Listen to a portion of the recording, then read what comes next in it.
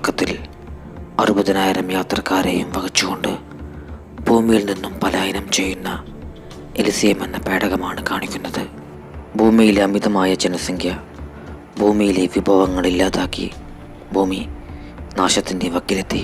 അതിനാലാണ് എലിസിയം എന്ന ഇൻ്റർസ്റ്റെല്ലാർ പെട്ടകം നിർമ്മിച്ച് ഒരു കൂട്ടം മനുഷ്യർ ഭൂമിയെപ്പോലെയുള്ള മറ്റൊരു ഗ്രഹമായ ടാനിസിലേക്ക് പലായനം ചെയ്തിരുന്നത്. ടാനിസിലേക്കെത്താൻ 123 വർഷത്തെ യാത്ര ആവശ്യമാണ്. അതിനാൽ തന്നെ യാത്രക്കാരെയെല്ലാം അതിനിദ്രയിലാക്കിയായിരുന്നു അവർ കൊണ്ടുപോയിരുന്നത്. എലിസിയം എന്ന സ്പേസ് ഷിപ്പ് പരിപാലിക്കാൻ ജീവനക്കാർ 2 വർഷം കൂടുമ്പോഴുള്ള ഷിഫ്റ്റ് അടിസ്ഥാനത്തിലായിരുന്നു ഉണർന്നിരുന്നത്. യാത്ര ആരംഭിച്ച് 8 വർഷത്തിനു ശേഷം എലിസിയത്തിലേക്ക് ഭൂമിയിൽ നിന്നും ഒരു പ്രക്ഷേപണമെത്തി. നിങ്ങൾ മാത്രമാണ് നമ്മളിൽ ഇനി അവശേഷിക്കുന്നത്. എത്രയും വേഗം നിങ്ങൾക്ക് ടാനിസിലേക്ക് എത്താൻ സാധിക്കട്ടെ എന്ന സന്ദേശമായിരുന്നു അത്. ഭൂമി നാമാവശേഷമാകുന്നതിലും തൊട്ടു മുൻപയച്ച ഭൂമിയിൽ നിന്നുള്ള അവസാനത്തെ സന്ദേശമായിരുന്നു അത്. ശേഷം കാണിക്കുന്നത് ഹൈപ്പർ സ്ലീപ്പിൽ നിന്നും ഉണരുന്ന ക്രൂവിലെ അംഗങ്ങളായ ബോവറിനെയും പാറ്റനെയുമാണ്. ഹൈപ്പർ സ്ലീപ്പിൽ നിന്നും ഉണരുന്നവർക്ക് വൈകാരിക സമ്മർദ്ദവും സൈക്കോസിസിന് കാരണമാകാവുന്ന ബഹിരാകാശ സംബന്ധ അസുഖമായ പാണ്ടോറം ബാധിക്കാനുള്ള സാധ്യതയും കൂടുതലായിരുന്നു. ഈ ഒരു സമയത്താണ് അസ്ഥിരമായ ന്യൂക്ലിയർ റിയാക്ടർ മൂലമുണ്ടാകുന്ന ഒരു പവർ കുതിച്ചുചാട്ടം ഷിപ്പിന് അനുഭവപ്പെടുന്നത്. ഇരുവരുടെയും ശ്രദ്ധയിൽപ്പെടുന്നത് പാറ്റൻ ഷിപ്പിലെ കമ്പ്യൂട്ടർ സിസ്റ്റം ആക്സസ് ചെയ്തുകൊണ്ടിരിക്കുകയാണ്. ഈ സമയത്ത് ബോവർ റിയാക്ടർ കണ്ടെത്താനായി വെന്റിലേറ്റർ സിസ്റ്റം വഴി അവിടെ നിന്നും പുറത്തേക്ക് കടന്നു. മുന്നോട്ടുള്ള യാത്രയ്ക്കിടെ ബോവർ അഴുകിയ നിലയിലുള്ള ഒരു ക്രൂ മെമ്പറിൻ്റെ മൃതശരീരം കാണാനിടയായി. ശേഷം അവനെ കാണാൻ സാധിച്ചത് മൃഗീയമായി കൊല ചെയ്യപ്പെട്ട നിലയിലുള്ള ഒരു ക്രൂ മെക്കാനിക്കിൻ്റെ മൃതശരീരമായിരുന്നു. പൊടുന്നനെ നാദി എന്നൊരു യുവതി അവനു നേരെ ചാടി വീഴുകയും ശബ്ദമുണ്ടാക്കരുതെന്ന് ബോവറിനോട് നിർദ്ദേശിച്ചുകൊണ്ട് കടന്നു പോവുകയും ചെയ്തു. അല്പസമയത്തിനകം തന്നെ ഒരു കൂട്ടം ഹ്യൂമനോയിഡ് നരഭോജികൾ അങ്ങോട്ടേക്ക് പാഞ്ഞെത്തി. നരഭോജികളുടെ കയ്യിൽ നിന്നും രക്ഷപ്പെടാൻ ശ്രമിക്കുന്നതിനിടെ ബോവർ മറ്റൊരു ക്രൂ മെമ്പറെ കൂടി കണ്ടുമുട്ടുകയാണ്. എന്നാൽ അല്പസമയത്തിനകം തന്നെ അയാളെ നരഭോജികൾ പിടികൂടുകയും മൃഗീയമായി കൊലപ്പെടുത്തി ഭക്ഷിക്കുകയും ചെയ്തു. രക്ഷപ്പെടാനുള്ള ഓട്ടത്തിനിടെ കാലിൽ കുരുക്ക് വീണും ബോവർ താഴേക്ക് പതിച്ചു. താഴെ തൂങ്ങിയാടിയിരുന്നവനെ നരഭോജികൾ മുകളിലേക്ക് വലിച്ചെടുക്കുവാനായി ശ്രമിച്ചുകൊണ്ടിരിക്കുകയാണ്. ഭാഗ്യവശാൽ ഈ ഒരു സമയത്ത് വർഷങ്ങൾക്ക് മുൻപ് ഉണർന്നിരുന്ന ഷിപ്പിലെ മറ്റൊരു യാത്രക്കാരനായ മാൻ എന്ന യുവാവ് ബോവറിൻ്റെ രക്ഷയ്ക്കെത്തി. മാൻ ഒരു കർഷകനായിരുന്നു. അവന് ഇംഗ്ലീഷിൽ അത്ര പരിജ്ഞാനമില്ലായിരുന്നു. എങ്കിലും ഒരു വിധത്തിൽ ബോവർ കാര്യങ്ങളെല്ലാം അയാളെ പറഞ്ഞു മനസ്സിലാക്കി. അവനെയും കൂട്ടി റിയാക്ടറിനരികിലേക്ക് നീങ്ങുന്ന സമയത്ത് അവർ വീണ്ടും നാദിയയെ കണ്ടുമുട്ടി. ശത്രുക്കളാകുമെന്ന് കരുതി നാദിയ ഇരുവരെയും ആക്രമിക്കാൻ ശ്രമിച്ചു. നമുക്ക് റിയാക്ടർ ഓണാക്കാൻ സാധിച്ചാൽ സുരക്ഷിതമായി ടാനിസ് എന്ന ഗ്രഹത്തിലേക്ക് എത്തിച്ചേരാൻ സാധിക്കുമെന്ന് അവൻ നാദിയയെ അറിയിച്ചു. അങ്ങനെ മൂവരും ചേർന്ന് റിയാക്ടർ കണ്ടെത്തുവാനുള്ള പരിശ്രമം ആരംഭിച്ചു. നരഭോജികൾ അങ്ങോട്ടേക്ക് പാഞ്ഞെത്തുന്നതിന് മുൻപ് നാദിയ ഇരുവരെയും തൻ്റെ സെക്ഷനിലേക്ക് കൂട്ടിക്കൊണ്ടുപോയി. നാദിയ ഒരു പരിസ്ഥിതി ശാസ്ത്രജ്ഞയാണ്. ഭൂമിയിലുണ്ടായിരുന്ന എല്ലാ ജീവജാലങ്ങളുടെയും സാമ്പിളുകൾ അവളുടെ സെക്ഷനിലുണ്ടായിരുന്നു. ഈ ഒരു സമയത്ത് ഹൈപ്പർ സ്ലീപ്പിൽ നിന്നും ഉണർന്നിരുന്ന ഗലോ എന്ന ക്രൂ മെമ്പർ പാറ്റൻ്റെ പക്കലേക്ക് എത്തിയിരുന്നു. മുന്നോട്ടേക്കുള്ള യാത്രയ്ക്കിടെ ബോവറും നാദിയയും അവിടെ ഉണ്ടായിരുന്ന വലിയൊരു ടാങ്കിനകത്തേക്ക് അബദ്ധവശാൽ വീഴാനിടയായി. അവിടെ കാണാനിടയായ കാഴ്ച ഇരുവരെയും അക്ഷരാർത്ഥത്തിൽ ഞെട്ടിച്ചു കളഞ്ഞു. ഹൈപ്പർ സ്ലീപ്പിലായിരുന്നവരിൽ ഭൂരിഭാഗം പേരെയും നരഭോജികൾ ഇതിനോടകം തന്നെ ഭക്ഷിച്ചു കഴിഞ്ഞിരിക്കുന്നു. അവരുടെ അസ്ഥികളും മാംസഭാഗങ്ങളുമായിരുന്നു അവിടെ ചിതറിക്കിടന്നിരുന്നത്. പൊടുന്നനെ നരഭോജികൾ അങ്ങോട്ടേക്ക് എത്തിയെങ്കിലും ഇരുവരും നരഭോജികളുടെ കണ്ണിൽപ്പെടാതെ അവിടെ പോന്നു കിടന്നു. അവിടെ നിന്നും പുറത്തു കടക്കുന്നതിനിടെ ഒരു നരഭോജി അവർക്കു നേരെ ചാടി വീണെങ്കിലും മൂവരും ചേർന്ന് അതിനെ കൊലപ്പെടുത്തി. തൊട്ടു പിന്നാലെ കൂട്ടമായി അങ്ങോട്ടേക്കെത്തിയ നരഭോജികൾ ചത്തുകിടന്നിരുന്ന നരഭോജിയുടെ മാംസം തന്നെ ഭക്ഷിക്കുകയാണ്. ഈ ഒരു തക്കത്തിന് മൂവരും അവിടെ നിന്നും ഓടിമാറി. അവർക്ക് തൊട്ടു പിന്നാലെ ഉണ്ടായിരുന്ന നരഭോജികളുടെ ശ്രദ്ധ ഹൈപ്പർ സ്ലീപ്പിൽ നിന്നും ഉണർന്നിരുന്ന മറ്റൊരു മനുഷ്യനിലേക്ക് മാറി. അവർ ആ മനുഷ്യനെ മൃഗീയമായി തന്നെ കൊലപ്പെടുത്തി. ഈ ഒരു സമയത്ത് മൂവരും അവിടെ നിന്നും രക്ഷപ്പെട്ടിരുന്നു. ശേഷം അവർ എത്തിച്ചേർന്നിരുന്നത് ലൈലാൻഡ് എന്ന പാചകക്കാരൻ്റെ പക്കലേക്കായിരുന്നു. ലൈലാൻഡ് ഉണർന്നിട്ട് വർഷങ്ങളായി അവിടെ വളർന്നിരുന്ന അലക്കകളും മനുഷ്യ മാംസവും ഭക്ഷിച്ചായിരുന്നു അവൻ ജീവിച്ചിരുന്നത്.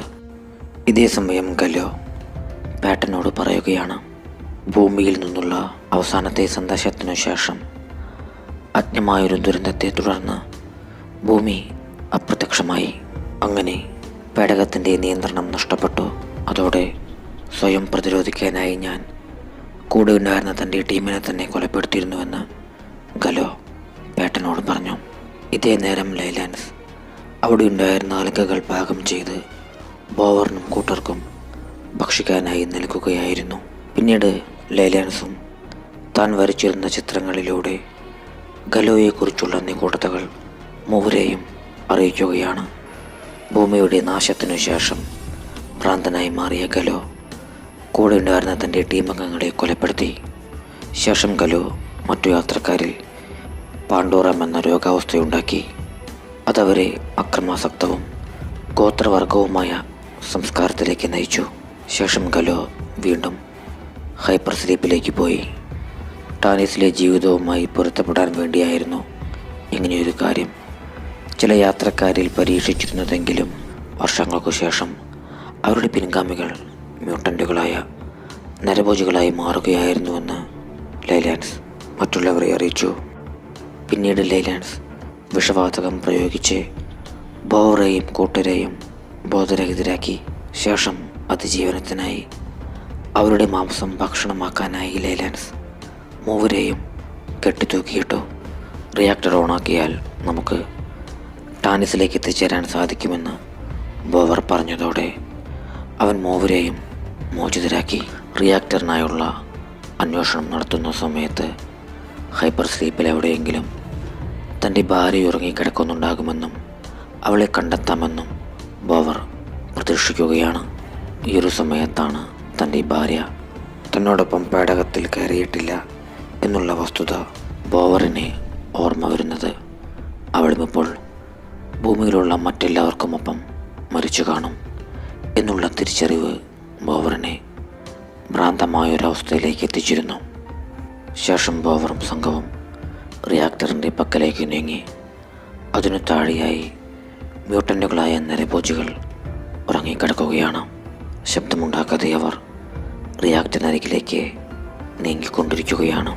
നിർഭാഗ്യവശാൽ ഈ ഒരു സമയത്ത് ബോവറിൻ്റെ കയ്യിലുണ്ടായിരുന്ന ടോർച്ച് താഴേക്ക് വീഴുകയും നരഭോജികൾ ഉണരുകയും ചെയ്തിരുന്നു.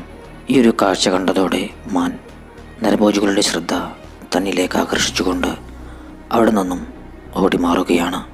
ഈ തക്കത്തിന് ബോവർ റിയാക്ടർ ഓണാക്കി. അതോടെ റിയാക്ടറിൻ്റെ ജ്വലനത്തിൽപ്പെട്ട് താഴെ നിന്നിരുന്ന നിരവധി നരഭോജികൾ കത്തിച്ചാമ്പലായി. ശേഷിച്ച നരഭോജികൾ ആക്രമിക്കാനായി പാഞ്ഞെടുത്തതോടെ ബോവറും നാദിയയും ലൈലാൻഡും ജീവനും കൊണ്ട് അവിടെ നിന്നും ഓടുകയാണ്. ഓട്ടത്തിനിടയിൽ സ്വാർത്ഥനായ ലൈലാൻഡ് അവിടെ ഉണ്ടായിരുന്നൊരു ഡോർ അടയ്ക്കുകയും അതിൻ്റെ സ്വിച്ച് നശിപ്പിക്കുകയും ചെയ്തിരുന്നു. തൽഫലമായി പുറകെ ഓടിയെത്തിയിരുന്ന ബോവറും നാദിയയും അവിടെ കുടുങ്ങിപ്പോവുകയാണ്. എന്നാൽ ഈ ഒരു സമയത്ത് മാനിൻ്റെ പക്കലേക്ക് നരഭോജികളുടെ ലീഡർ എത്തിയിരുന്നു. ഇരുവരും തമ്മിൽ ശക്തമായ സംഘട്ടനം തന്നെ അവിടെ അരങ്ങേറി. നരഭോജി മാനിനെ മാരകമായി കടിച്ച് പരിക്കേൽപ്പിച്ചെങ്കിലും അതിസാഹസികമായി മാൻ നരഭോജിയെ കൊലപ്പെടുത്തി. ഈ ഒരു സമയത്ത് ഒരു നരഭോജി കുഞ്ഞ് മാനിൻ്റെ പക്കലേക്കെത്തി. കുട്ടിയായതുകൊണ്ട് തന്നെ അവനതിനെ കൊല്ലാതെ വിട്ടു. ഉടനെ ആ നരഭോജി കുഞ്ഞ് ഒരു ദാക്ഷിണ്യവും കാണിക്കാതെ കഴുത്തു ഛേദിച്ച് മാനിനെ കൊലപ്പെടുത്തി. ഈ ഒരു സമയമായപ്പോഴേക്കും പ്രകോപിതനായി മാറിയിരുന്ന ഗലോ പേട്ടനെയും കൊല്ലാനായി ശ്രമിക്കുകയാണ്. അതോടെ പേട്ടൻ കയ്യിലുണ്ടായിരുന്ന മയക്കുമരുന്ന് ഗലോയുടെ ശരീരത്തിലേക്ക് കുത്തിവെക്കുകയാണ്. ഈ ഒരു സമയത്താണ് ഞെട്ടിപ്പിക്കുന്ന ഒരു വസ്തുത വെളിപ്പെടുന്നത്. സത്യത്തിൽ അവിടെ 2 വ്യക്തികൾ ഉണ്ടായിരുന്നില്ല. അവിടെ ആകെ ഉണ്ടായിരുന്നത് ഗലോ മാത്രമായിരുന്നു. വർഷങ്ങൾക്ക് മുൻപ് ഭൂമി നശിച്ചുപോയി എന്നുള്ള സന്ദേശം ലഭിച്ച ഉടൻ തന്നെ ഗലോ തൻ്റെ ടീം അംഗമായിരുന്ന യഥാർത്ഥ പേട്ടനെ കൊലപ്പെടുത്തിയിരുന്നു. പിന്നീട് ഹൈപ്പർ സ്ലീപ്പിലേക്ക് പോയിരുന്ന ഗലോ കിടന്നിരുന്നത് പേട്ടൻ്റെ ബോർഡിലായിരുന്നു. അതിനാൽ തന്നെ വർഷങ്ങൾക്കു ശേഷം ഉണർന്ന ഗലോ താൻ പേട്ടനാണെന്ന് തെറ്റിദ്ധരിക്കുകയായിരുന്നു. അതിനാൽ തന്നെ അവൻ ധരിച്ചിരുന്നതും പേട്ടൻ്റെ യൂണിഫോം തന്നെയായിരുന്നു. സത്യത്തിൽ ബോറിനൊപ്പം ഉണർന്നിരുന്നത് ഗലോയായിരുന്നു. ഈ ഒരു സമയത്താണ് ഗലോയ്ക്കും താൻ പേട്ടനല്ല ഗലോയാണ് എന്നുള്ള വസ്തുത മനസ്സിലാവുന്നത്. ഈ നേരത്താണ് നരഭോജികളുടെ കയ്യിൽ നിന്നും രക്ഷപ്പെട്ട് ലേലാൻഡ് ഗലോയുടെ പക്കലേക്ക് എത്തുന്നത്. അത് ഗലോയാണെന്നറിയാതെ ലേലാൻഡ് അവൻ്റെ പക്കലേക്ക് ചെന്നു. പൊടുന്നനെ ഗലോ തൻ്റെ കയ്യിലുണ്ടായിരുന്ന സിറിഞ്ച് ലേലാൻഡിൻ്റെ കണ്ണിലേക്ക് കുത്തിയിറക്കി അവനെ ക്രൂരമായി കൊലപ്പെടുത്തുകയാണ്. ഈ ഒരു സമയത്ത് അത്യന്തം കഷ്ടപ്പെട്ട് ബോവറും നാദിയയും ചേർന്ന് ലേലാൻഡ് പൂട്ടിയിരുന്ന ഡോറുകൾ തുറന്നിരുന്നു. അങ്ങനെ നരഭോജികളുടെ കയ്യിൽ നിന്നും തലനാരിഴയ്ക്ക് രക്ഷപ്പെട്ട് ഇരുവരും ഗലോയുടെ പക്കലേക്കെത്തി. അതോടെ ഗലോ പേടകത്തിനുള്ളിലെ ജാലകത്തിൻ്റെ ഷട്ടർ തുറന്നു. ആ കാഴ്ച അവരെ ഞെട്ടിച്ചു. കാരണം പേടകത്തിനു മുകളിലായി നക്ഷത്രങ്ങളൊന്നും കാണുന്നില്ല. എലിസിയം എന്ന നമ്മുടെ സ്പേസ് ഷിപ്പ് ഇപ്പോൾ ദിശ മാറി സഞ്ചരിച്ച് ബഹിരാകാശത്തിൻ്റെ ആഴങ്ങളിലേക്ക് എത്തിപ്പെട്ടിരിക്കുകയാണെന്ന് ഗലോ ബോവറിനോട് പറഞ്ഞു. ഈ ഒരു വാർത്ത ബോവറിനെ ഭ്രാന്തമായ മാനസികാവസ്ഥയിലേക്ക് എത്തിച്ചു. അത് മുതലെടുത്ത് നമുക്ക് ജീവിക്കാൻ അക്രമാസക്തമായൊരു സമൂഹത്തെയാണ് വേണ്ടതെന്ന് ഗലോ അവനോട് പറയുകയാണ്. സത്യത്തിൽ ഇതെല്ലാം വട്ടനായ ഗലോയുടെ ഭ്രാന്തൻ ചിന്താഗതികൾ മാത്രമായിരുന്നു. ഈ ഒരു സമയത്ത് ഗലോയും നാദിയയും എലിസിയത്തിൻ്റെ ജാലകത്തിലൂടെ സമുദ്രജീവികളെ കാണുകയാണ്. യഥാർത്ഥത്തിൽ ഭൂമിയിൽ നിന്നുള്ള അവരുടെ യാത്ര ആരംഭിച്ചിട്ട് 923 വർഷങ്ങൾ പിന്നിട്ട് കഴിഞ്ഞിരുന്നു. 800 വർഷങ്ങൾക്ക് മുൻപ് തന്നെ മിഷൻ പൂർത്തിയാക്കി ഭൂമിക്ക് സമാനമായ ടാനിസ് എന്ന ഗ്രഹത്തിൽ എലിസിയം എന്ന പേടകം സ്വയം ഇറങ്ങിയിരുന്നു. എന്നാൽ ഇക്കാര്യം അതിലുണ്ടായിരുന്ന ക്രൂവിലെ അംഗങ്ങൾക്ക് മനസ്സിലാക്കാൻ കഴിഞ്ഞിരുന്നില്ല. ഉടനെ ഗലോ ബോവറിനെയും നാദിയയെയും ആക്രമിക്കാനായി ശ്രമിക്കുകയാണ്. ഭ്രാന്തമായ അവസ്ഥയിലേക്ക് നീങ്ങിയ ബോവർ നരഭോജികളാണെന്ന് തെറ്റിദ്ധരിച്ച് ഷിപ്പിൻ്റെ പാനലിലേക്ക് ഷൂട്ട് ചെയ്തു. തൽക്ഷണം തന്നെ ബോവറിനെ സ്വബോധം തിരിച്ചു കിട്ടി. പക്ഷേ അപ്പോഴേക്കും എലിസിയത്തിൻ്റെ ജാലകത്തിലുണ്ടായിരുന്ന ചില്ലുകൾ തകർക്കപ്പെട്ടിരുന്നു. അതോടെ വെള്ളം സ്പേസ് ഷിപ്പിനുള്ളിലേക്ക് ശക്തമായി ഇരച്ചു കയറുവാൻ തുടങ്ങി. ഉടൻ തന്നെ ബോവർ നാദിയെയും കൂട്ടി ഒരു ഹൈപ്പർ സ്ലീപ്പ് ബോർഡിലേക്ക് കയറുകയും എമർജൻസി ട്രിഗർ ഓണാക്കുകയും ചെയ്തു. അതോടുകൂടി എലിസിയത്തിൽ ജീവനോടെ അവശേഷിച്ചിരുന്ന 1211 പേരുടെ ബോർഡുകൾ എലിസിയത്തിൽ നിന്നും കടലിൻ്റെ ഉപരിതലത്തിലേക്ക് ഇജക്ട് ചെയ്യപ്പെട്ടു. ഈ ഒരു സമയത്തിനുള്ളിൽ തന്നെ ഗലോയും അവശേഷിച്ചിരുന്ന നരഭോജികളും മുങ്ങി മരിച്ചിരുന്നു. ശേഷം ബോവറും നാദിയയും രക്ഷപ്പെട്ട മറ്റുള്ളവരും കടലിൽ നിന്നും ടാനിസ് എന്ന ഗ്രഹത്തിൻ്റെ തീരത്തേക്ക് ചെല്ലുകയാണ്. ഭൂമിക്ക് സമാനമായ ടാനിസ് എന്ന ഗ്രഹത്തിൽ ബോവർ അടക്കമുള്ള അവശേഷിച്ചിരുന്ന മനുഷ്യർ പുതിയൊരു ജീവിതത്തിന് തയ്യാറെടുക്കുകയാണ്. ഈ ഒരു രംഗത്തോടു കൂടി